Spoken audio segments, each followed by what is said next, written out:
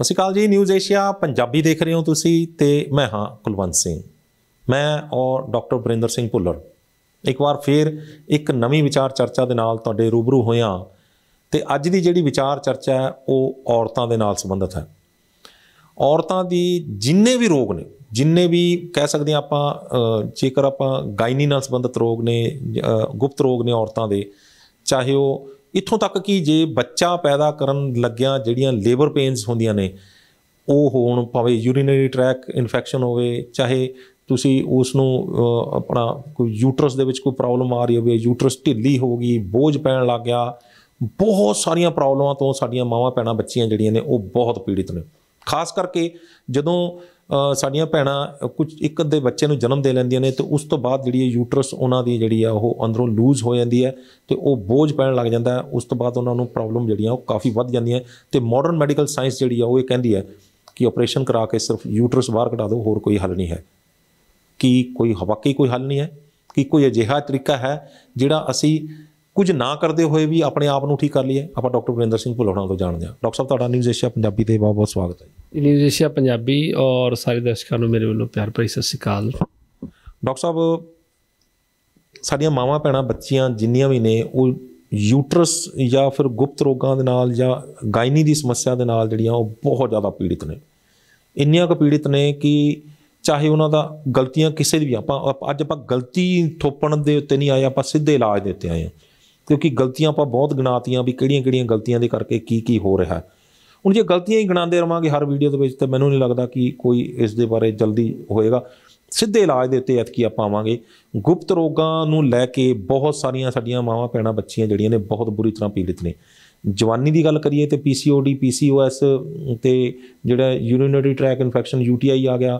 ਜੇ ਥੋੜ੍ਹੀ ਜਿਹੀ ਵੱਡੀ ਉਮਰ 'ਚ ਚਲੇ ਜਾਂਦੇ ਤਾਂ ਉਹਨਾਂ ਨੂੰ ਲੇਬਰ ਪੇਨਸ ਦੇ ਵਿੱਚ ਪ੍ਰੋਬਲਮ ਆਉਂਦੀਆਂ ਨੇ, ਪ੍ਰੈਗਨੈਂਸੀ ਦੇ ਦੌਰਾਨ ਬਹੁਤ ਸਾਰੀਆਂ ਪ੍ਰੋਬਲਮ ਆਉਂਦੀਆਂ ਨੇ, ਯੂਟਰਸ ਫਾਈਬਰਾਇਡ ਆ ਜਾਂਦੀ ਹੈ, ਸਿਸਟ ਆ ਜਾਂਦੀ ਹੈ। ਉਸ ਤੋਂ ਉੱਪਰ ਚਲੇ ਜਾਈਏ ਤਾਂ ਯੂਟਰਸ ਬੱਚਾ ਜਦੋਂ ਹੋਣ ਲੱਗ ਜਾਂਦਾ, ਜਦੋਂ ਬੱਚਾ ਹੋ ਕੇ ਹਟ ਜਾਂਦਾ ਤਾਂ ਉਸ ਤੋਂ ਬਾਅਦ ਯੂਟਰਸ ਜਿਹੜੀ ਹੈ ਉਹ ਲੂਜ਼ ਹੋ ਜਾਂਦੀ ਹੈ, ਮਸਲ ਉਹਦੇ ਲੂਜ਼ ਹੋ ਜਾਂਦੇ ਨੇ ਤਾਂ ਬੋਝ ਪੈਣ ਲੱਗ ਜਾਂਦਾ। ਇੱਕ ਅਜੀਬ ਕਿਸਮ ਦੀ ਜਿਹੜੀ ਪੇਨ ਦੀ ਜਿਹੜੀ ਸਮੱਸਿਆ ਦੇ ਵਿੱਚੋਂ ਸਾਡੀਆਂ ਬੱਚੀਆਂ ਮਾਵਾਂ ਭੈਣਾਂ ਜਿਹੜੀਆਂ ਨੇ ਉਹ ਲੰਘਦੀਆਂ ਹੈਗੀਆਂ ਨੇ। ਅਤੇ ਅੰਤ ਵਿੱਚ ਜਿਹੜਾ ਜਿਸ ਯੂਟਰਸ ਨੇ ਕਾਇਨਾਤ ਪੈਦਾ ਕੀਤੀ ਹੈ ਉਸ ਯੂਟਰਸ ਨੂੰ ਕਹਿੰਦੇ ਨੇ ਵੀ ਹੁਣ ਯੂਟਰਸ ਨੂੰ ਹੀ ਖਤਮ ਕਰਤਾ ਜਾਵੇ, ਰਿਮੂਵ ਕਰਤਾ ਜਾਵੇ।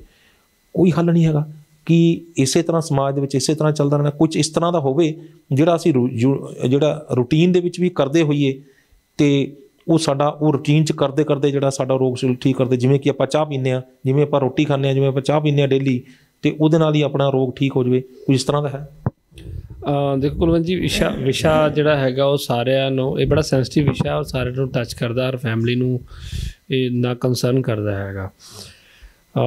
ਰਹੀ ਗੱਲ ਯੂਟਰਸ ਦੀ, ਇਹਦਾ ਯੂਟਰਸ ਨੂੰ ਲੈ ਕੇ ਜਿਹੜੇ ਜਿਸ ਤਰ੍ਹਾਂ ਦੇ ਚੇਂਜਸ ਅਤੇ ਬਦਲਾਅ ਬਾਡੀ 'ਚ ਆ ਰਹੇ ਨੇ, ਜਿਸ ਤਰ੍ਹਾਂ ਦੇ ਚੈਲੰਜਸ ਆ ਰਹੇ ਨੇ, ਉਹਨੂੰ ਔਰ ਯੂਟਰਸ ਨੂੰ ਰਿਮੂਵ ਕਰ ਦੇਣਾ, ਇਹ ਕਿਤੇ ਨਾ ਕਿਤੇ ਕੁਦਰਤ ਨਾਲ ਛੇੜਖਾਨੀ ਹੈ। ਕਿਉਂਕਿ ਔਰਤ ਦੇ ਅੰਦਰ ਅਗਰ ਪਰਮਾਤਮਾ ਨੇ ਅਗਰ ਇੱਕ ਮੈਕੈਨਿਜ਼ਮ ਬਣਾਇਆ ਹੈ ਤਾਂ ਉਹ ਸਿਰਫ ਉਹਨੇ ਟਾਈਮ ਲਈ ਨਹੀਂ ਬਣਾਇਆ ਕਿ ਜਿੰਨੇ ਟਾਈਮ ਤੁਸੀਂ ਬੱਚੇ ਨੂੰ ਜਨਮ ਦੇਣਾ ਉਹਨੇ ਟਾਈਮ ਉਸ ਤੋਂ ਬਾਅਦ ਰਿਮੂਵ ਕਰ। ਇਸ ਤਰ੍ਹਾਂ ਦੀ ਕੋਈ ਸਾਇੰਸ ਨਹੀਂ ਉਹਦੀ। ਉਹ ਉਸ ਔਰਤ ਦੇ ਸਰੀਰ ਨੂੰ ਹੈਲਦੀ ਰੱਖਣ ਤੱਕ, ਅਖੀਰਲੇ ਸਵਾਸ ਤੱਕ ਉਹ ਸਿਸਟਮ, ਉਹਦੇ ਅੰਦਰ ਜਿੰਨੇ ਵੀ ਸੈਕਰੇਸ਼ਨਸ ਨੇ, ਮਤਲਬ ਉਤਾਰ ਚੜਾਵ ਨੇ, ਸਾਰਿਆਂ ਨੂੰ ਬੈਲੈਂਸ ਕਰਕੇ ਰੱਖਦਾ। ਕਿਉਂਕਿ ਫੀਮੇਲ ਦੀ ਬਾਡੀ ਦੇ ਵਿੱਚ ਜ਼ਿਆਦਾ ਜਿਹੜੀ ਐਕਟੀਵਿਟੀਜ਼ ਉਹ ਹਾਰਮੋਨਲ ਹੁੰਦੀਆਂ ਨੇ ਤਾਂ ਉਹਨਾਂ ਨੂੰ ਬੈਲੈਂਸ ਬਣਾਈ ਰੱਖਣ ਵਾਸਤੇ ਯੂਟਰਸ ਦਾ ਬਹੁਤ ਵੱਡਾ ਰੋਲ ਹੈ। ਔਰ ਔਰਤ ਉਹਨਾਂ ਟਾਈਮ ਹੀ ਔਰਤ ਹੈ ਜਿੰਨਾ ਟਾਈਮ ਉਹਦੇ ਅੰਦਰ ਯੂਟਰਸ ਜਿਹਨੂੰ ਰਿਮੂਵ ਕਰਵਾ ਦਿੱਤਾ ਗਿਆ ਤਾਂ ਉਹ ਇੱਕ ਬੰਜਰ ਬਾਡੀ ਦੀ ਤਰ੍ਹਾਂ ਬਣ ਜਾਂਦੀ ਹੈ। ਉਸ ਤੋਂ ਬਾਅਦ ਜਿਹੜੇ ਉਹਦੇ ਅੰਦਰ ਇੱਕ ਪੈਨਿਕ ਬਦਲਾਵ ਆਉਂਦੇ ਨੇ ਉਹ ਸਿਰਫ ਉਹਨੂੰ ਸਹਾਰ ਸਕਦੀ ਹੈ, ਉਹ ਦੱਸ ਵੀ ਨਹੀਂ ਸਕਦੀ। ਮੈਂਟਲ ਟੌਰਚਰ ਬਹੁਤ ਬਹੁਤ ਜ਼ਿਆਦਾ, ਔਰ ਮੈਂਟਲੀ ਟੌਰਚਰ ਤਾਂ ਹੁੰਦਾ ਹੀ ਆ, ਸੋਸ਼ਲੀ ਲੈਵਲ 'ਤੇ ਬਹੁਤ ਟੌਰਚਰ ਹੋ ਜਾਂਦਾ। ਉਹ ਪੇਸ਼ੈਂਟ ਜਦੋਂ ਯੂਟਰਸ ਨਾਲ ਰਿਲੇਟਡ ਉਹਨੂੰ ਸਮੱਸਿਆ ਆਈਆਂ, ਰਿਮੂਵ ਕਰਨ ਤੋਂ ਬਾਅਦ ਦੀਆਂ ਸਮੱਸਿਆ ਆਈਆਂ ਹੁੰਦੀਆਂ ਨੇ ਜਿਹੜੀਆਂ ਭਾਵਨਾ ਦੀ ਸ਼ਿਕਾਰ ਹੋ ਜਾਂਦੀਆਂ ਨੇ ਅਜੀਬ ਜਿਹੇ। ਨੈਚੁਰਲੀ ਇਹ ਸੁਭਾਅ ਦੇ ਵਿੱਚ ਬਹੁਤ ਵੱਡਾ ਬਦਲਾਅ ਆ ਜਾਂਦਾ, ਜਿਹੜਾ ਨੈਚੁਰਲ ਬਿਹੇਵੀਅਰ ਹੁੰਦਾ ਉਹ ਬਦਲ ਜਾਂਦਾ। और ਹਾਰਮੋਨਸ ਕਾफ़ੀ ਤਰ੍ਹਾਂ ਦੇ ਹਾਈਪਰਸ ਹੋਣ ਲੱਗ ਪੈਂਦੇ ਨੇ ਬੋਡੀ ਦੇ ਅੰਦਰ, ਜਿਹਨੂੰ ਇੱਕ ਆਮ ਬੰਦਾ ਕੋਈ ਵੀ ਨਹੀਂ, ਘਰ ਦਾ ਮੈਂਬਰ ਤੱਕ ਨਹੀਂ ਸਮਝਣ ਲਈ ਤਿਆਰ ਹੁੰਦਾ। ਉਹ ਹੌਲੀ ਹੌਲੀ ਉਹਨੂੰ ਗੱਲਾਂ ਦੇ ਵਿੱਚ ਇਸ ਤਰੀਕੇ ਨਾਲ ਉਹਦੇ ਅੱਗੇ ਗੱਲਾਂ ਰੱਖੀਆਂ ਜਾਂਦੀਆਂ ਨੇ ਵੀ ਇਹਦਾ ਸੁਭਾਅ ਹੀ ਇਸ ਤਰ੍ਹਾਂ ਦਾ ਹੈ, ਇਹਦਾ ਤਾਂ ਮੱਥਾ ਹੀ ਸੜਿਆ ਰਹਿੰਦਾ ਹੈ, ਜਾਂ ਲਗਾ ਲਓ ਵੀ ਇਹਦਾ ਗੱਲ ਕਰਨ ਦਾ ਤਰੀਕਾ ਹੈ। ਲੇਕਿਨ ਇਹ ਬਦਲਾਅ ਆਇਆ ਕਿਉਂ, ਇਹਦੀ 'ਤੇ ਕੋਈ ਡਿਸਕਸ਼ਨ ਕਰਨ ਲਈ ਵੀ ਤਿਆਰ ਨਹੀਂ ਹੁੰਦਾ। ਪੇਸ਼ੈਂਟ ਨੂੰ ਖੁਦ ਨੂੰ ਤਾਂ ਪਤਾ ਹੀ ਨਹੀਂ ਹੁੰਦਾ, ਬਾਹਰੋਂ ਹੀ ਦੂਸਰੇ ਬੰਦੇ ਨੇ ਐਨਾਲਾਈਜ਼ ਕਰਨਾ ਹੁੰਦਾ, ਮੇਨਲੀ ਉਹਦੇ ਜੀਵਨ ਸਾਥੀ ਉਹਦੇ ਹਸਬੈਂਡ ਨੇ। ਤਾਂ ਉਹ ਵੀ ਤਾਂ ਕਰ ਪਾਉਣਗੇ ਜੇ ਉਹਨਾਂ ਕੋਲ ਨੌਲੇਜ ਹੋਏਗੀ। ਤਾਂ ਨੌਲੇਜ ਨਾ ਹੋਣ ਕਰਕੇ ਉਹਨਾਂ ਨੂੰ ਇਹ ਲੱਗਦਾ ਕਿ ਸ਼ਾਇਦ ਇਹ ਸੁਭਾਅ ਚਿੜਚਿੜਾ ਹੋ ਗਿਆ, ਜੋ ਵੀ ਕੁਛ ਹੈ। ਤਾਂ ਉੱਥੇ ਅਸੀਂ ਅਗਰ ਪਰਿਵਾਰ ਦੀ ਤਰ੍ਹਾਂ ਚੱਲ ਰਹੇ ਹੁੰਦੇ ਤਾਂ ਪਰਿਵਾਰ ਦਾ ਮਤਲਬ ਇਹ ਹੁੰਦਾ ਕਿ ਤੁਸੀਂ ਇੱਕ ਦੂਸਰੀ ਸਪੋਰਟ ਕਰਨੀ ਹੈ। ਤਾਂ ਇਹਦਾ ਜਿਹੜਾ ਕਿ ਟੌਰਚਰ ਦਾ ਸਾਹਮਣਾ ਬਹੁਤ ਸਾਰੇ ਔਰਤਾਂ ਨੂੰ ਅੱਜ ਦੇ ਸਮੇਂ ਦੇ ਵਿੱਚ ਕਰਨਾ ਪੈ ਰਿਹਾ, ਖਾਸ ਕਰ ਉਦੋਂ ਜਦੋਂ ਯੂਟਰਸ ਨੂੰ ਰਿਮੂਵ ਕਰਵਾ ਦਿੱਤਾ ਜਾਂਦਾ। ਉਸ ਤੋਂ ਬਾਅਦ ਨਾ ਸਿਰਫ ਬਿਹੇਵੀਅਰ ਬਦਲਾਵ, ਫਿਜ਼ੀਕਲੀ ਅੰਦਰ ਇਸ ਤਰ੍ਹਾਂ ਦੇ ਚੇਂਜਸ ਆ ਜਾਂਦੇ ਨੇ, ਸਿੰਪਟਮ ਇਸ ਤਰ੍ਹਾਂ ਦੇ ਆਉਣ ਲੱਗ ਪੈਂਦੇ ਨੇ ਜਿਹਨੂੰ ਜਲਦੀ ਕੋਈ ਡਾਕਟਰ ਜਿਹੜਾ ਕਿ ਉਹ ਡਾਇਗਨੋਸ ਹੀ ਨਹੀਂ ਕਰ ਪਾਉਂਦਾ, ਜਲਦੀ ਕੋਈ ਐਨਾਲਾਈਜ਼ ਨਹੀਂ ਸਹੀ ਤਰੀਕੇ ਨਾਲ ਕਰ ਪਾਉਂਦਾ। ਔਰ ਰਿਪੋਰਟਸ ਔਰ ਟੈਸਟਾਂ ਦੇ ਵਿੱਚ ਉਹ ਚੀਜ਼ਾਂ ਨਜ਼ਰ ਹੀ ਨਹੀਂ ਆਉਂਦੀਆਂ। ਉਹ ਰਿਪੋਰਟਸ ਟੈਸਟ ਕਰਵਾਏ ਜਾਂਦੇ ਨੇ, ਲੇਕਿਨ ਸਿੰਪਟਮ ਇਸ ਤਰ੍ਹਾਂ ਦੇ ਆਏ, ਜਿਵੇਂ ਬਹੁਤ ਸਾਰੀ ਲੇਡੀਜ਼ ਨੂੰ ਯੂਟਰਸ ਰਿਮੂਵ ਕਰਨ ਤੋਂ ਬਾਅਦ ਸਕਿਨ 'ਤੇ ਖਾਰਿਸ਼ ਰਹਿਣ ਲੱਗ ਪੈਣੀ, ਪਸੀਨਾ ਆਈ ਜਾਣਾ, ਹੀਟ ਬੋਡੀ 'ਚੋਂ ਨਿਕਲੀ ਜਾਣੀ, ਸਿਰ ਦੇ ਵਿੱਚ ਇੱਕ ਪੇਨ ਉੱਠਣੀ, ਮਾਈਗ੍ਰੇਨ ਹੋਣਾ, ਔਰ ਲੀਵਰ ਦਾ ਫੈਟੀ ਹੋ ਜਾਣਾ, ਹੋਰ ਬਹੁਤ ਸਾਰੇ ਇਸ ਤਰ੍ਹਾਂ ਕਈ ਤਰ੍ਹਾਂ ਦੇ ਸਿੰਪਟਮਸ। ਕਿਉਂਕਿ ਜਦੋਂ ਸਾਡੇ ਕੋਲ ਪੇਸ਼ੈਂਟ ਆਉਂਦੇ ਨੇ ਉਹ ਸਿੰਪਟਮ ਦੱਸਦੇ ਨੇ ਕਿ ਜਦੋਂ ਦੀ ਯੂਟਰਸ ਨੂੰ ਰਿਮੂਵ ਕਰਵਾਈ ਉਸ ਤੋਂ ਬਾਅਦ ਇਹ ਸਿੰਪਟਮ ਆਉਣੇ ਸ਼ੁਰੂ ਹੋ ਗਏ। ਤਾਂ ਉਸ ਤੋਂ ਬਾਅਦ ਕੋਈ ਹੱਲ ਨਹੀਂ ਹੁੰਦਾ, ਚਾਰਾ ਨਹੀਂ ਹੁੰਦਾ।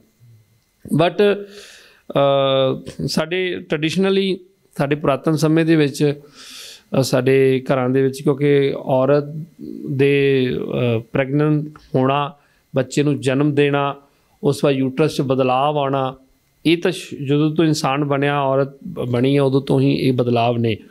ਔਰ ਸਾਡੇ ਜਿਹੜੇ ਪਹਿਲਾਂ ਦੇ ਜਿਹੜੇ ਚਿਕਿਤਸਕ ਸੀ ਉਦੋਂ ਵੀ ਇਹਨਾਂ ਬਦਲਾਵ ਦੇ ਲਈ, ਇਹਨਾਂ ਸਮੱਸਿਆਵਾਂ ਦੇ ਲਈ ਉਹਨਾਂ ਨੇ ਆਪਦੇ ਕੋਲ ਜੋ ਟ੍ਰੈਡੀਸ਼ਨਲ ਔਰ ਨੈਚੁਰਲ ਹੱਲ ਸੀ, ਆਯੁਰਵੈਦਿਕਲੀ ਹੱਲ ਸੀ ਜਿਹੜੇ, ਉਹ ਰੱਖੇ ਹੋਏ ਸੀ। ਤਾਂ ਉਹਨਾਂ ਵਿੱਚੋਂ ਹੀ ਇੱਕ ਰੈਮਡੀਜ਼ ਲਗਾ ਲਓ, ਇੱਕ ਜਾਂ ਟ੍ਰੈਡੀਸ਼ਨਲ ਮੈਡੀਸਨ ਲਗਾ ਲਓ, ਆਯੁਰਵੇਦਾ ਦੀ ਲਗਾ ਲਓ, ਇੱਕ ਕਾੜੇ ਦੇ ਰੂਪ ਦੇ ਵਿੱਚ, ਇੱਕ ਚਾਹ ਦੇ ਰੂਪ ਦੇ ਵਿੱਚ ਅੱਜ ਆਪਾਂ ਦਰਸ਼ਕਾਂ ਦੇ ਅੱਗੇ ਰੱਖਾਂਗੇ, ਜੋ ਇੱਕ ਟ੍ਰੈਡੀਸ਼ਨਲ ਰੈਮਡੀਜ਼ ਦੇ ਤੌਰ 'ਤੇ ਆਪਣੀ R&D ਦੇ ਰਾਹੀਂ ਆਪਣੇ ਤੱਕ ਪਹੁੰਚੀ ਹੈ। ਅਤੇ ਮਕਸਦ ਇਹੀ ਹੈ ਕਿ ਇਹ ਸਮੱਸਿਆਵਾਂ ਹਰ ਘਰ 'ਚ ਨੇ, ਕਿਉਂ ਨਾ ਇਹਨੂੰ ਰੱਖਿਆ ਜਾਵੇ ਸਾਹਮਣੇ। ਸਿੰਪਲ ਵੇ ਹੈ, ਜੇ ਉਹਨੂੰ ਅਸੀਂ ਇੱਕ ਨੋਰਮਲ ਵੇ ਦੇ ਵਿੱਚ, ਜਿਵੇਂ ਅਸੀਂ ਨੋਰਮਲ ਚਾਹ ਪੀਂਦੇ ਹਾਂ, ਜਿਵੇਂ ਅਸੀਂ ਨੋਰਮਲ ਕੋਈ ਕਾੜਾ ਪੀ ਲੈਂਦੇ ਹਾਂ, ਉਸ ਵੇ ਦੇ ਵਿੱਚ ਯੂਜ਼ ਕਰਦੇ ਹਾਂ, ਤਾਂ ਜਿਹੜੇ ਅਕਿਊਟ ਲੈਵਲ ਦੇ ਸਿੰਪਟਮਸ ਨੇ ਅਸੀਂ ਉਹਨਾਂ ਨੂੰ ਜੇ ਕਾਫੀ ਜਿਹੜੇ ਉਹਨਾਂ ਨੂੰ ਹਾਈਪਰ ਹੋਣ ਤੋਂ ਰੋਕ ਸਕਦੇ ਹਾਂ। ਠੀਕ ਹੈ। ਔਰ ਇੱਕ ਕਿਉਂਕਿ ਮੋਸਟਲੀ ਹੁੰਦਾ ਹੈ ਕਿ ਅਕਿਊਟ ਲੈਵਲ ਤੋਂ ਜਦੋਂ ਪੇਸ਼ੈਂਟ ਚੱਲਦਾ ਹੈ ਤਾਂ ਉਹਨੂੰ ਦਬਾਉਣ ਵਾਲਾ ਜਿਹੜਾ ਪ੍ਰੋਸੀਜਰ ਹੈ ਮਾਡਰਨ ਸਾਇੰਸ ਦਾ, ਉਸ ਤੋਂ ਬਾਅਦ ਉਹ ਕ੍ਰੋਨਿਕਲ 'ਚ ਕਨਵਰਟ ਹੁੰਦਾ, ਐਟ ਦਾ ਐਂਡ ਉਹਨੂੰ ਫਿਰ ਰਿਮੂਵ ਕਰਵਾਇਆ ਜਾਂਦਾ। ਤਾਂ ਉਸ ਪ੍ਰੋਸੀਜਰ ਤੋਂ ਜਿਹਦੇ ਅੰਦਰ ਅਕਿਊਟ ਸਿੰਪਟਮ ਆ ਰਹੇ ਨੇ, ਤਾਂ ਅਗਰ ਉਹਨੂੰ ਇਸਦੇ ਬਾਰੇ ਜਾਣਕਾਰੀ ਮਿਲ ਜਾਵੇ ਤਾਂ ਇੱਕ ਤਾਂ ਉਹਦੀ ਚਾਹ ਦੀ ਹੈਬਿਟ ਹਟ ਸਕਦੀ ਹੈ, ਉਹ ਜ਼ਹਿਰ ਘਟੇਗਾ। ਦੂਸਰਾ, ਉਹਦੀਆਂ ਐਜ਼ ਏ ਵੂਮਨ ਜਿਹੜੇ ਚੈਲੰਜਸ ਨੇ, ਉਹ ਜਿਹੜੀਆਂ ਸਮੱਸਿਆਵਾਂ ਨੇ ਯੂਟਰਸ ਨਾਲ ਰਿਲੇਟਡ, ਹਾਰਮੋਨਲ ਇੰਬੈਲੈਂਸਿੰਗ ਨਾਲ ਰਿਲੇਟਡ, ਇਨਫਰਟੀਲਿਟੀ ਨਾਲ ਰਿਲੇਟਡ, ਉਹ ਵੀ ਉਹਦੀਆਂ ਸੋਲਵ ਹੋ ਸਕਦੀਆਂ ਨੇ ਅਕਿਊਟ ਲੈਵਲ ਦੇ ਉੱਤੇ। ਠੀਕ ਹੈ। ਤਾਂ ਇਸ ਚਾਹ ਦਾ ਨਾਮ ਹੈ ਜੀ ਰਸਬੇਰੀ ਚਾਹ, ਰਸਬੇਰੀ ਟੀ, ਲੀਫ ਟੀ ਇਹਨੂੰ ਆਪਾਂ ਕਹਿ ਸਕਦੇ ਹੈਗੇ ਹਾਂ। ਔਰ ਇਹਦੀ ਟ੍ਰੈਡੀਸ਼ਨਲੀ ਰੈਮਡੀਜ਼ ਦੇ ਤੌਰ 'ਤੇ ਜਿਹੜੀ ਮਹੱਤਤਾ ਹੈ ਉਹ ਮੋਸਟਲੀ ਪ੍ਰੈਗਨੈਂਟ ਵੂਮਨਸ ਦੇ ਸਮੇਂ 'ਤੇ, ਨੋਰਮਲ ਇੱਕ ਟੀਨ ਏਜ ਦੇ ਵਿੱਚ ਜਦੋਂ ਇੱਕ ਬੱਚੀ ਐਂਟਰ ਕਰਦੀ ਆ ਔਰ ਉਹਦੇ ਅੰਦਰ ਜਿਹੜੇ ਹਾਰਮੋਨਲ ਬਦਲਾਵ ਆਉਂਦੇ ਨੇ, ਇੱਕ ਮੈਚੋਰਿਟੀ ਆਉਂਦੀ ਹੈ, ਦੈਨ ਪ੍ਰੀ ਮੈਨੋਪੋਜ਼ ਜਿਹੜਾ ਪੀਰੀਅਡ ਚੱਲਦਾ ਹੈਗਾ ਉਸ ਟਾਈਮ 'ਤੇ, ਔਰ ਆਫਟਰ ਮੈਨੋਪੋਜ਼ ਪੀਰੀਅਡ ਜਿਹੜੇ ਬਦਲਾਵ ਆਉਂਦੇ ਨੇ, ਇਹਨਾਂ ਸਾਰੇ ਬਦਲਾਵ ਦੇ ਵਿੱਚ ਔਰ ਈਵਨ ਪ੍ਰੈਗਨੈਂਸੀ ਦੇ ਵਿੱਚ ਇਹਨੂੰ ਅਸੀਂ ਐਜ਼ ਏ ਚਾਹ ਦੀ ਤਰ੍ਹਾਂ ਇਹਨੂੰ ਯੂਜ਼ ਕਰਦੇ ਹਾਂ ਤਾਂ ਕਾਫੀ ਹੈਲਥ ਦੇ ਚੈਲੰਜਸ, ਉਹਦੇ ਜਿਹੜੇ ਚੈਲੰਜਸ ਨੇ ਉਹ ਕਵਰ ਹੋਣਗੇ ਇਹਦੇ ਨਾਲ, ਇਸ ਰੈਮਡੀਜ਼ ਦੇ ਨਾਲ। ਕਿਹੜੇ ਹੈਲਥ ਦੇ ਚੈਲੰਜਸ ਤੇ ਕਿੱਥੋਂ ਸ਼ੁਰੂ ਕਰਨਾ ਚਾਹੋਗੇ? देखो वैसे तो जो ये प्रॉपर्टीज़ है रैसबेरी दियाँ क्योंकि हाईली एंटीऑक्सीडेंट होंदी है और न्यूट्रिशन वैल्यू बहुत अच्छी है ਇਹਦੀ और विटामिन्स की मात्रा बहुत वधिया होंदी है ਇਹਦੇ ਵਿੱਚ ਤਾਂ हाँ vitamin C vitamin E vitamin A ठीक है हाँ जी ये विटामिन्स की अच्छी मात्रा होंदी है विटामिन बी ਦੇ ਵੀ ਇਹਦੇ ਅੰਦਰ एक परसेंटेज पाई जाती है B6 और 12 दोनों की एक माइनर परसेंटेज पाई जाती है ये अपना गट फ्लोरा भी स्ट्रॉन्ग जी डाइजेस्टिव सिस्टम ते भी ये काफ़ी हैल्पफुल वर्क करती है और कोल्ड और फ्लू दे विच फीवर दे विच भी काफ़ी हेल्प करती है जी और जिन्हों डायरिया की प्रॉब्लम हुई होवे लूज मोशन IBS है वो भी काफ़ी हैल्पफुल है जी IBS ਦੇ ਵਿੱਚ ਵੀ ਕਾफ़ੀ ਹੈਲਪਫੁਲ ਹੈ ਔਰ ਇਸ ਤੋਂ ਬਾਅਦ ਕੌਨਸਟੀਪੇਸ਼ਨ ਸੋਰਾਇਸਿਸ ਚਮੜੀ ਦੇ ਰੋਗਾਂ ਦੇ ਉੱਤੇ ਬਹੁਤ ਅੱਛਾ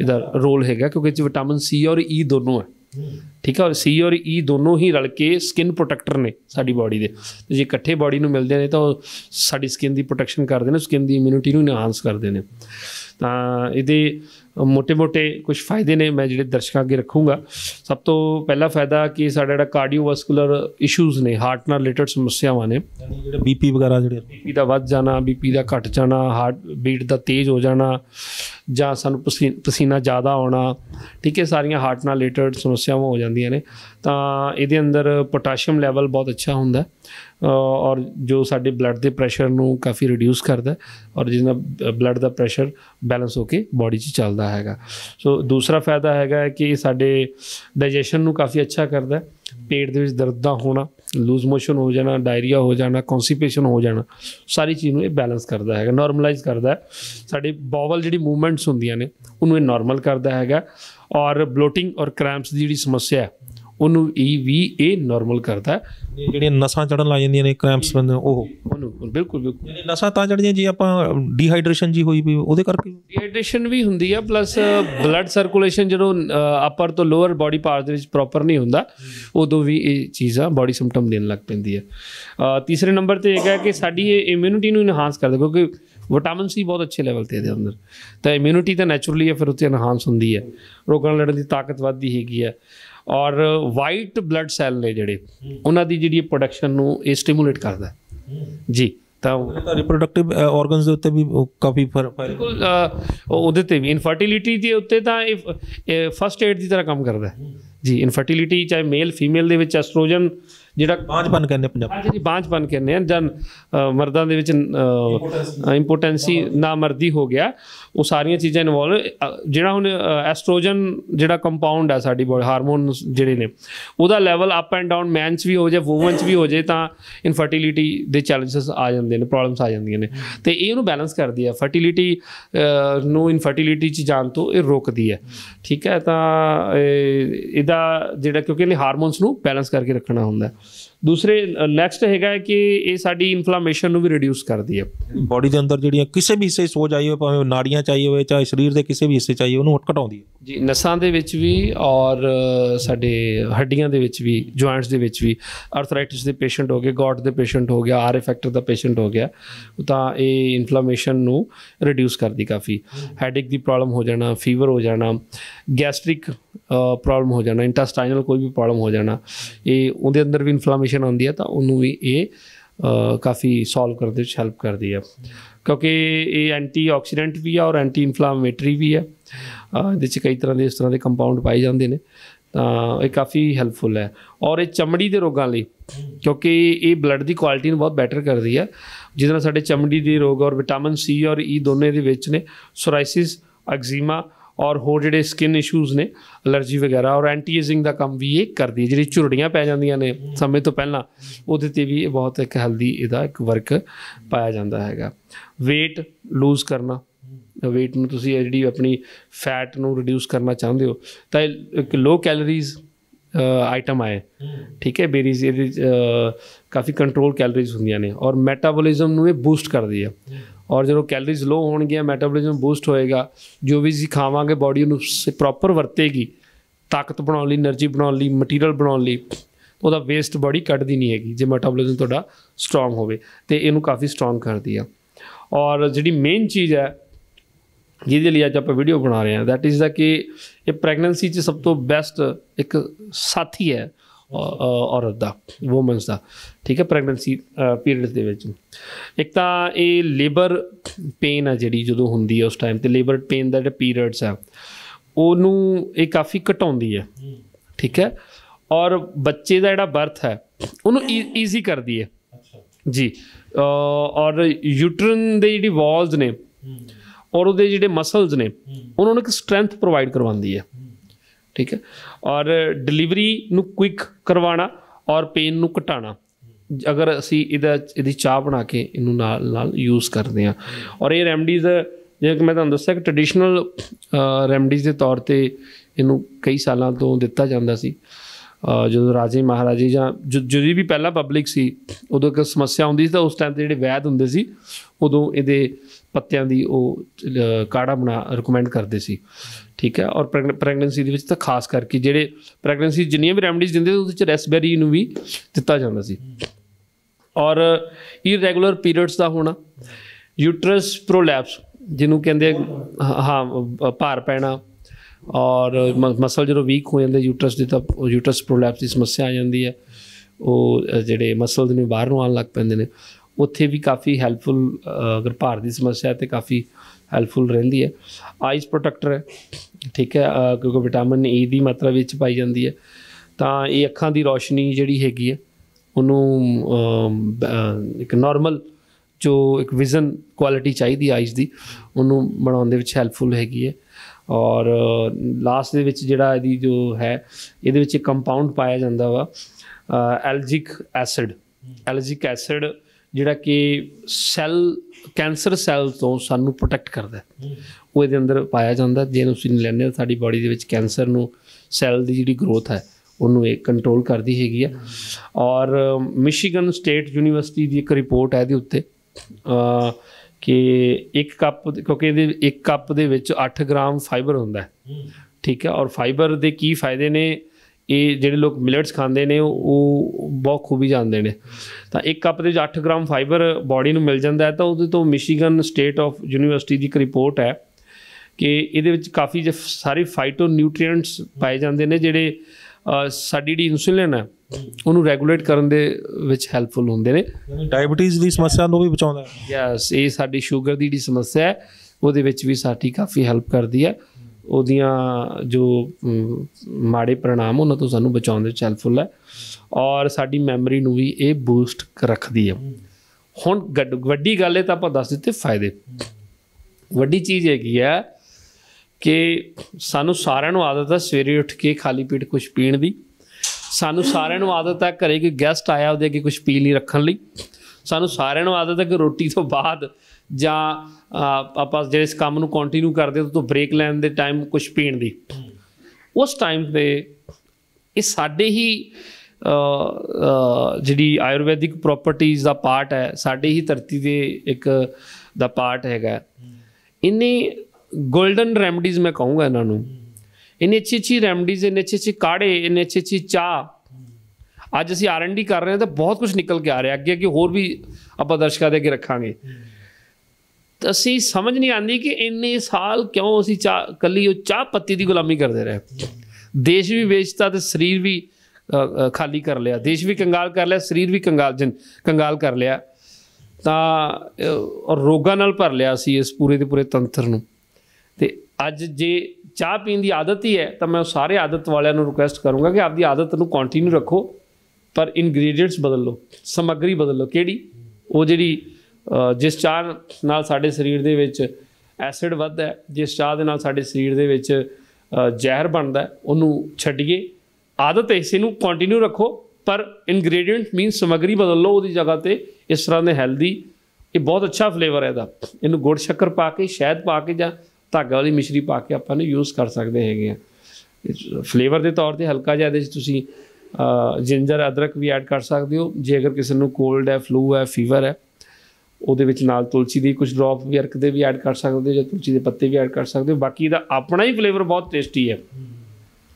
ਤਾਂ ਅਸੀਂ ਇਹ ਨਹੀਂ ਕਹਿ ਰਹੇ ਕਿ ਆਪਦੀ ਇਹ ਪੀਣ ਦੀ ਆਦਤ ਛੱਡੋ, ਅਸੀਂ ਕਹਿ ਰਹੇ ਕਿ ਪੀਣ ਵਾਲੀ ਆਦਤ ਦੇ ਵਿੱਚ ਅੱਛਾ ਐਡ ਕਰ ਲਓ, ਠੀਕ ਹੈ। ਆਦਤ ਉਸੇ ਤਰ੍ਹਾਂ ਕੰਟੀਨਿਊ ਰੱਖੋ, खुद सुबह उठ के पियो, बच्चों को पिलाओ, फैमिली ਨੂੰ ਪਿਲਾਓ, ਘਰੇ ਗੈਸਟ ਆਉਂਦਾ ਉਹਨੂੰ ਆਫਰ ਕਰੋ, ਕੋਈ ਦੋਸਤ ਆਉਂਦਾ ਉਹਨੂੰ ਆਫਰ ਕਰੋ, ਨਾਲ ਉਹਨੂੰ ਥੋੜ੍ਹੇ ਥੋੜ੍ਹੇ 1-2 ਫਾਇਦੇ ਦੱਸੋ, ਜ਼ਿਆਦਾ ਨਹੀਂ ਦੱਸਣੇ ਨਹੀਂ ਤਾਂ ਅਗਲਾ ਇਰੀਟੇਟ ਹੋ ਜਾਂਦਾ। ਉਹਨੂੰ 1-2 ਫਾਇਦੇ ਦੱਸਣੇ ਬਸ ਕਿ ਇਹਨੂੰ ਪੀਣ ਨਾਲ ਮੇਰਾ ਕਾਫੀ BP ਰਹਿਣ ਲੱਗ ਪਿਆ, ਬਸ ਇੱਕ ਦੱਸਿਆ ਚੁੱਪ। ਉਸ ਤੋਂ ਬਾਅਦ ਦੀ ਆਸੇ ਪਾਸੇ ਦੀ ਆਪਾਂ ਗੌਸਿਪ ਕਰ ਸਕਦੇ ਹੈਗੇ। ਲੇਕਿਨ ਮਸਲਾ ਕੀ ਹੋਏਗਾ ਕਿ ਇਹਦੇ 'ਚ ਨਵੀਂ ਚੀਜ਼ ਕੀ ਹੋਏਗੀ ਕਿ ਇਸ ਤੋਂ ਪਹਿਲਾਂ ਜੋ ਤੁਸੀਂ ਚਾਹ ਪੀਂਦੇ ਸੀ ਉਹਦੇ ਤੁਹਾਡੇ ਕੋਲ ਦੱਸਣ ਲਈ ਇੱਕ ਵੀ ਫਾਇਦਾ ਨਹੀਂ ਸੀ। ਇਹਦੇ ਤੁਸੀਂ ਵਾਰ-ਵਾਰ ਕਰਕੇ ਇੱਕ ਕਰਕੇ ਅਗਰ ਕੋਈ ਬੰਦਾ 10 ਵਾਰੀ ਤੁਹਾਡੇ ਘਰੇ ਆਇਆ, ਉਹ 10 ਵਾਰੀ ਇੱਕ ਫਾਇਦਾ ਦੱਸੋ, 10 ਫਾਇਦੇ ਦੱਸ ਕੇ ਤੁਸੀਂ ਉਹਨੂੰ, ਠੀਕ ਹੈ। ਤਾਂ ਤੁਸੀਂ ਆਪਣਾ ਜੀਵਨ ਤਾਂ ਬਚਾਇਆ, ਸਾਹਮਣੇ ਵਾਲੇ ਦਾ ਵੀ ਜੀਵਨ ਬਚਾ ਸਕਦੇ ਹੋ। ਇਕੱਲਾ ਸਾਡਾ ਜੀਵਨ ਨਹੀਂ, ਸਾਡਾ ਦੇਸ਼ ਵੀ ਬਚੇਗਾ ਇਹਦੇ ਨਾਲ। ਡਾਕਟਰ ਸਾਹਿਬ ਤੁਸੀਂ ਚਾਹ ਦੀ ਗੱਲ ਕੀਤੀ ਹੈ, ਰਸਬੇਰੀ ਦੀ, ਇਹ ਕੀ ਇਹ ਚਾਹ ਜਿਹੜੀ ਹੈ ਨਾ ਅਕਸਰ ਆਮ ਜਦੋਂ ਆਪਾਂ ਤੁਸੀਂ ਕਿਸੇ ਵੀ ਜੇ ਪੇਸ਼ੈਂਟ ਦੇ ਨਾਲ ਗੱਲ ਕਰਦੇ ਹੋ ਤਾਂ ਮੈਨੂੰ ਲੱਗਦਾ ਤੁਸੀਂ ਸਾਰਿਆਂ ਨੂੰ ਕਹਿੰਦਾ ਵੀ ਚਾਹ ਪੀਣੀ ਬੰਦ ਕਰੋ, ਦੁੱਧ ਵਾਲੀ ਚਾਹ ਪੀਣੀ ਬੰਦ ਕਰੋ। ਤੇਜ਼ਾਬ ਦਾ ਇੱਕ ਮੁੱਖ ਕਾਰਨ ਬਣਦੀ ਹੈ ਤੇਜ਼ਾਬ, ਕੌਂਸਟੀਪੇਸ਼ਨ, ਗੈਸ ਅਤੇ ਇਸ ਤਰ੍ਹਾਂ ਦੇ ਰੋਗਾਂ ਦਾ ਜਿਹੜਾ ਤੇਜ਼ਾਬ ਮੁੱਖ ਕਾਰਨ ਬਣਦੀ ਹੈਗੀ ਹੈ, ਇੰਡਾਈਜੈਸ਼ਨ ਦਾ ਮੁੱਖ ਕਾਰਨ ਬਣਦੀ ਹੈਗੀ। ਕੀ ਇਹ ਚਾਹ ਜਿਹੜੀ ਆਪਾਂ ਰਸਬੇਰੀ ਦੀ ਗੱਲ ਕਰ ਰਹੇ ਹਾਂ, ਇਹ ਜਿਨ੍ਹਾਂ ਨੂੰ ਤੇਜ਼ਾਬ ਬਣ ਰਿਹਾ, ਜਿਨ੍ਹਾਂ ਨੂੰ ਕੌਂਸਟੀਪੇਸ਼ਨ ਹੈ, ਜਿਨ੍ਹਾਂ ਨੂੰ ਇੰਡਾਈਜੈਸ਼ਨ ਦੀ ਪ੍ਰੋਬਲਮ ਹੈ, ਜਿਨ੍ਹਾਂ ਨੂੰ ਇਸ ਤਰ੍ਹਾਂ ਦੀ ਪ੍ਰੋਬਲਮ ਹੈਗੀਆਂ ਨੇ, ਗੈਸ ਹੈਗੀ ਹੈ, ਕਿ ਉਹ ਵੀ ਲੈ ਸਕਦੇ ਨੇ ਜਾਂ ਫਿਰ ਉਹਨਾਂ ਦੀ ਸਮੱਸਿਆ ਵੱਧ ਜੂਗੀ ਇਹਦੇ ਨਾਲ? ਨਹੀਂ, ਕਿਉਂਕਿ ਆਲਰੇਡੀ ਇਹ ਮੈਟਾਬੋਲਿਜ਼ਮ ਸਿਸਟਮ ਨੂੰ ਸਟਰੋਂਗ ਕਰਦੀ ਹੈ, ਸਾਡੇ ਲੀਵਰ ਦੇ ਜਿਹੜੇ ਕੰਮ ਨੇ ਉਹਨਾਂ ਨੂੰ ਕਾਫੀ ਵਧੀਆ ਕਰਦੀ ਹੈ। ਤਾਂ ਉਹਦੇ ਵਿੱਚ ਐਸਿਡਿਕ ਔਰ ਗੈਸਟ੍ਰਿਕ ਜਿਹੜੀ ਪ੍ਰੋਬਲਮ ਆ ਉਹਦੇ 'ਚ ਕਾਫੀ ਨਿਜਾਤ ਮਿਲਦਾ, ਉਹਦੇ 'ਚ ਕਾਫੀ ਹੈਲਪ ਮਿਲਦੀ ਹੈ ਜਿਹਨੂੰ ਇਸ ਤਰ੍ਹਾਂ ਦੀ ਕੋਈ ਸਮੱਸਿਆ ਹੈਗੀ ਆ। ਕਿਉਂਕਿ ਵਿਟਾਮਿਨ C ਹੈ, ਵਿਟਾਮਿਨ E ਹੈ, A ਹੈ ਔਰ ਪੋਟਾਸ਼ੀਅਮ ਹੈ, ਮੈਗਨੀਸ਼ੀਅਮ ਵੀ ਇਹਦੇ ਵਿੱਚ ਹੈ, ਕੁਛ ਮਾਤਰਾ ਦੇ ਵਿੱਚ ਪਾਇਆ ਜਾਂਦਾ। ਹਾਈਲੀ ਐਂਟੀਆਕਸੀਡੈਂਟ ਹੈ, ਜਦੋਂ ਜਿਹੜੀ ਚੀਜ਼ ਹਾਈਲੀ ਐਂਟੀਆਕਸੀਡੈਂਟ ਹੋ ਗਈ ਉਹਨੇ ਐਸਿਡ ਨਹੀਂ ਇਕੱਠਾ ਹੋਣ ਦੇਣਾ ਬੋਡੀ ਦੇ ਵਿੱਚ। ਤਾਂ ਇਹ ਬਹੁਤ ਇੱਕ ਵਰਦਾਨਿਕ ਰੈਮਡੀਜ਼ ਹੈ ਚਾਹ ਦੇ ਤੌਰ 'ਤੇ। ਇਹਨੂੰ ਗੈਸਟ੍ਰਿਕ ਐਸਿਡਿਕ ਪ੍ਰੋਬਲਮ ਵਾਲੇ ਸਾਰੇ ਹੀ ਯੂਜ਼ ਕਰ ਸਕਦੇ ਨੇ। ਬਹੁਤ ਅੱਛੇ ਰਿਜ਼ਲਟ ਤੁਹਾਡਾ ਸਰੀਰ ਤੁਹਾਨੂੰ ਦੇਣੇ ਸ਼ੁਰੂ ਕਰ ਦੇਗਾ ਇੱਕ ਹੈਲਦੀ ਬੋਡੀ ਦੇ ਤੌਰ 'ਤੇ। ਹੁਣ ਇਹ ਦੱਸੋ ਕਿ ਇਹ ਫੁੱਲ ਨੇ, ਸੱਕ ਹੈ, ਪੱਤੇ ਨੇ ਜਾਂ ਜੜ ਹੈ? ਇਹ ਕਿਸ ਚੀਜ਼ ਦੀ ਚਾਹ ਬਣੇਗੀ? ਪਾਊਡਰ ਹੈ, ਕੀ ਹੁੰਦਾ ਇਹ? ਇਹ ਲੀਫ ਹੈ, ਪੱਤੇ, ਹਾਂ ਪੱਤੇ ਆ, ਠੀਕ ਹੈ। ਇਹਨਾਂ ਪੱਤਿਆਂ ਨੂੰ ਰਸਬੇਰੀ ਇੱਕ ਫਰੂਟ ਹੈ, ਠੀਕ ਹੈ, ਲੇਕਿਨ ਇਹ ਉਹਦੇ ਪੱਤੇ ਨੇ ਔਰ ਇਹਨਾਂ ਪੱਤਿਆਂ ਨੂੰ ਅਸੀਂ ਡਰਾਈ ਕਰਕੇ ਸੁਕਾ ਕੇ ਅਸੀਂ ਪ੍ਰੋਵਾਈਡ ਕਰਵਾ ਰਹੇ ਹਾਂ। ਔਰ ਇਹਨੂੰ ਅਸੀਂ ਇਹਦੀ ਜਿਹੜੀ ਮੌਜੂਦਗੀ ਹੈ, ਪੈਦਾਵਾਰ ਹੈ ਜਿਹੜੀ ਉਹ ਹਿਮਾਲਿਆ ਦੇ ਵਿੱਚ ਹੁੰਦੀ ਹੈ। ਇਹਨੂੰ ਹਿਮਾਲਿਆ ਤੋਂ ਲਿਆ ਗਿਆ ਹੈ, ਸਾਡੀ ਇੰਡੀਆ ਦਾ ਹਿਮਾਲਿਆ ਜਿਹੜਾ ਏਰੀਆ ਉੱਥੋਂ ਲਿਆ ਗਿਆ ਹੈਗਾ ਔਰ ਉੱਥੋਂ ਅਸੀਂ ਇਹਨੂੰ ਡਰਾਈ ਕਰਕੇ ਸੁਕਾ ਕੇ ਆਪਣੇ ਜਿਹੜੇ ਜਿੰਨੇ ਵੀ ਯੂਜ਼ਰ ਉਹਨਾਂ ਤੱਕ ਪ੍ਰੋਵਾਈਡ ਕਰਵਾ ਰਹੇ ਹੈਗੇ। ਕਿੰਨੇ ਕੱਪ ਇੱਕ ਦਿਨ ਦੇ ਵਿੱਚ ਲੈ ਸਕਦਾ? ਜਿਹਨੂੰ 10 ਕੱਪ ਪੀਣ ਦੀ ਆਦਤ ਹੈ ਉਹ 10 ਕੱਪ ਇਸੇ ਦੇ ਪੀਏ ਜਾਂ ਫਿਰ ਜਿਹਨੂੰ ਮਤਲਬ ਇਹਦੀ ਕੋਈ ਲਿਮਿਟ ਹੁੰਦੀ ਹੈ? ਨਹੀਂ, ਦੇਖੋ ਕੋਈ ਵੀ ਚੀਜ਼, ਅੱਛੀ ਚੀਜ਼ ਨੂੰ ਵੀ ਤੁਸੀਂ ਇੱਕ ਆਊਟ ਆਫ ਲਿਮਿਟ ਲੈ ਕੇ ਜਾਓਗੇ ਤਾਂ ਸਰੀਰ ਅਨਕੰਫਰਟੇਬਲ ਤਾਂ ਹੋਏਗਾ। ਹਾਂ, ਤਾਂ ਬਟ ਤੁਸੀਂ 2 ਕੱਪ 3 ਕੱਪ 4 ਕੱਪ 5 ਕੱਪ ਤੱਕ ਜਾ ਸਕਦੇ ਹੋ। ਹਾਂਜੀ, ਜਾ ਸਕਦੇ ਹੈਗੇ ਆ। ਇਹਦੇ 'ਚ ਇਸ ਤਰ੍ਹਾਂ ਦਾ ਕੁਛ ਨਹੀਂ ਹੈਗਾ ਕਿ ਤੁਸੀਂ 2 3 4 ਕੱਪ ਪੀਣ ਨਾਲ ਕੁਛ ਐਕਸਟਰਾ ਸਟੀਮੂਲੇਸ਼ਨ ਹੋਏਗੀ ਬੋਡੀ ਦੇ ਵਿੱਚ। ਹਾਂ, ਇਹਨੇ ਬੈਲੈਂਸ, ਸਾਰੀਆਂ ਚੀਜ਼ਾਂ ਨੂੰ ਬੈਲੈਂਸ ਕਰਦੀ ਹੈਗੀ ਆ। ਹਾਂ, ਇੰਨਾ ਹੈ ਕਿ ਤੁਸੀਂ ਭੁੱਖ ਦੇ ਟਾਈਮ ਇਹਨੂੰ ਲੈ ਰਹੇ ਹੋ ਤਾਂ ਉਦੋਂ ਵੀ ਇਹ ਇੱਕ ਹੈਲਦੀ ਵਰਕ ਕਰੇਗੀ। ਨੋਰਮਲੀ ਅਸੀਂ ਭੁੱਖ ਦੇ ਟਾਈਮ 'ਤੇ ਦੂਸਰੀ ਚਾਹ ਪੀ ਲੈਂਦੇ ਹਾਂ ਤਾਂ ਉਹਦੇ ਨਾਲ ਲੀਵਰ ਡਿਸਆਰਡਰ ਬਣ ਜਾਂਦੇ ਆ। ਭੁੱਖ ਦੇ ਟਾਈਮ ਜੇ ਤੁਸੀਂ ਇਹਨੂੰ ਲੈ ਲਓਗੇ ਤਾਂ ਲੀਵਰ ਨੂੰ ਬੈਲੈਂਸ ਕਰਨਾ ਹੈਗਾ ਜੀ। ਬਟ ਇਹਨੂੰ ਫਿਰ ਵੈਸੇ ਅਸੀਂ ਜਿਹੜਾ ਕਿ ਇਹਦਾ ਹੈਲਦੀ ਸ਼ੈਡਿਊਲ ਹੈਗਾ ਉਹ 3 ਕੱਪ ਦਿਨ 'ਚ ਦੱਸਦੇ ਹੈਗੇ। ਸੁਬਾਹ ਖਾਲੀ ਪੇਟ, ਖਾਣਾ ਖਾਣ ਤੋਂ 2 ਘੰਟੇ ਬਾਅਦ, ਰਾਤ ਨੂੰ ਸੌਣ ਲੱਗੇ ਵੀ ਇਹਨੂੰ ਲੈ ਸਕਦੇ ਹਾਂ ਆਪਾਂ ਜੀ। ਅਤੇ ਇਹ ਕਿਹੜੇ ਪੇਸ਼ੈਂਟ, ਕਿਹੜੇ ਲੋਕਾਂ ਨੂੰ ਇਹ ਲੈਣ ਤੋਂ ਬਚਣਾ ਚਾਹੀਦਾ ਜਾਂ ਫਿਰ ਇਹਨੂੰ ਕੋਈ ਵੀ ਲੈ ਸਕਦਾ? ਫਿਲਹਾਲ ਤਾਂ ਜੋ ਇਹਦੀ ਹੁਣ ਤੱਕ R&D ਸਾਡੇ ਸਾਹਮਣੇ ਆਈ ਹੈ, ਕਿਉਂਕਿ ਜਿਹੜੀ ਸੈਂਸਿਟਿਵ ਜਗ੍ਹਾ ਹੁੰਦੀਆਂ ਨੇ ਜਿੱਥੇ ਰੋਕਿਆ ਜਾਂਦਾ ਪੇਸ਼ੈਂਟ ਨੂੰ, ਖਾਸ ਕਰ ਵੂਮਨ ਦੇ ਵਿੱਚ ਪ੍ਰੈਗਨੈਂਸੀ ਹੁੰਦੀ ਹੈ, ਉਹਦੀ ਤਾਂ ਸਾਥੀ ਆ ਉੱਥੇ, ਠੀਕ ਹੈ। ਤਾਂ ਇੱਥੋਂ ਸਾਨੂੰ ਸਮਝ ਲੈਣਾ ਚਾਹੀਦਾ ਕਿ ਇਹ ਹਰ ਉਮਰ ਦਾ ਇਨਸਾਨ ਇਹਨੂੰ ਯੂਜ਼ ਕਰ ਸਕਦਾ, ਹਰ ਰੋਗ ਦਾ ਇਨਸਾਨ ਵੀ ਇਹਨੂੰ ਯੂਜ਼ ਕਰ ਸਕਦਾ। ਜਿਵੇਂ ਕਿ ਮੈਂ ਐਲਰਜਿਕ ਐਸਿਡ ਦੀ ਗੱਲ ਕੀਤੀ, ਉਹਦੇ 'ਚ ਆਲਰੇਡੀ ਬਾਈ ਨੇਚਰ ਹੈ ਜਿਹੜਾ ਕਿ ਸਾਡੇ ਸਰੀਰ ਦੇ ਵਿੱਚ ਕੈਂਸਰ ਸੈੱਲ ਦੀ ਗਰੋਥ ਨੂੰ ਰੋਕਦਾ ਹੈ, ਠੀਕ ਹੈ। ਤਾਂ ਇਹਦਾ ਮਤਲਬ ਹੋ ਗਿਆ ਸਿਰ ਦਰਦ ਤੋਂ ਲੈ ਕੇ ਕੈਂਸਰ ਤੱਕ ਦੇ ਜਿੰਨੇ ਵੀ ਪੇਸ਼ੈਂਟ ਨੇ ਉਹ ਇਹਨੂੰ ਯੂਜ਼ ਕਰ ਸਕਦੇ ਨੇ। ਬਾਕੀ ਦੀ ਚਾਹ ਤਾਂ ਆਪਾਂ ਰੋਟੀ ਨਾਲ ਨਹੀਂ ਲੈ ਸਕਦੇ, ਇਹ ਰੋਟੀ ਨਾਲ ਲੈ ਸਕਦੇ? ਹਾਂ ਬਿਲਕੁਲ, ਇਹ ਲੈ ਸਕਦੇ ਆ ਕਿਉਂਕਿ ਇਹ ਇੱਕ ਰਸ ਦੀ ਤਰ੍ਹਾਂ ਹੈ। हाँ हाँ, ये एक गर्म रस की तरह लगा लो इनू, ठीक है। ये एक्चुअल चाह है नहीं, रस है, इनू रस कहांगे असीं, गर्म रस पीता, जिवें जिवें जूस पीने किसी चीज़ का, वो तो ठंडा करके पीने, इनू गर्म रस नू पीवांगे। चाह वर्ड इस करके लगाया गया कि चाह वर्ड सारिਆਂ ਨੂੰ प्यारा है, ठीक है, और सुनन च ईजी लगता है। ਜਿਹੜੇ ਚਾਹ ਦੇ ਪੀਣ ਵਾਲੇ ਨੇ, ਜਿਨ੍ਹਾਂ ਨੂੰ ਆਦਤ ਹੈ, ਜਿਹਨੂੰ ਕ੍ਰੇਵਿੰਗ ਹੁੰਦੀ ਹੈ, ਉਹ ਅਗਰ ਇਹਨੂੰ ਨਾਲ ਐਡ ਕਰਨਗੇ ਤਾਂ ਉਹਨਾਂ ਦੀ ਚਾਹ ਦੀ ਆਦਤ 'ਚੋਂ ਉਹ ਛੁਟਕਾਰਾ ਪਾ ਸਕਦੇ ਨੇ। ਮੇਰੇ ਸਾਹਮਣੇ ਆ ਪਈ ਹੈ ਇਹ ਰਸਬੇਰੀ ਡਰਾਈ ਲੀਫ ਟੀ, ਤੇ ਇਹ ਉਹ ਚਾਹ ਹੈ ਜਿਹੜੀ ਡਾਕਟਰ ਵਰਿੰਦਰ ਸਿੰਘ ਭੁੱਲਰ ਹੋਣੀ ਜ਼ਿਕਰ ਕਰ ਰਹੇ ਨੇ, ਜਿਸ ਦਾ ਕਿ ਰਸਬੇਰੀ ਲੀਵਸ ਹੈ ਡਾਕਟਰ ਵਰਿੰਦਰ ਸਿੰਘ ਭੁੱਲਰ ਹੋਣਾ ਦੀ। जी देखो, सब तो पहले जीरो साइड इफेक्ट प्रोडक्ट है, 100% नैचुरल है। ਜਿਹੜਾ ਦਾ सोर्स आ वो हिमालयन बेस है, ठीक है, हिमालयन रसबेरी है, और किसी भी तरह की कोई कफीन नहीं है, कोई शुगर नहीं है, कोई हार्मफुल प्रजरवेटिव नहीं है, ना ही कोई फ्लेवर है, बिल्कुल नैचुरल है। मकसद साडा यही हुंदा है कि ਜਿਹੜੇ लोग चाह नाल जुड़े हुए ने ਉਹ ਆਪਣਾ ਇੱਕ ਐਕਸਕਿਊਜ਼ ਦਿੰਦੇ ਨੇ ਕਿ ਸਾਡੇ ਕੋਲ ਚਾਹ ਤੋਂ ਬਿਨਾਂ ਨਹੀਂ ਰਿਹਾ ਜਾਂਦਾ, ਤਾਂ ਉਹਨਾਂ ਨੂੰ ਅਸੀਂ ਹੱਲ ਦੇਣ ਦੀ ਕੋਸ਼ਿਸ਼ ਕਰ ਰਹੇ ਹੈਗੇ ਹਾਂ।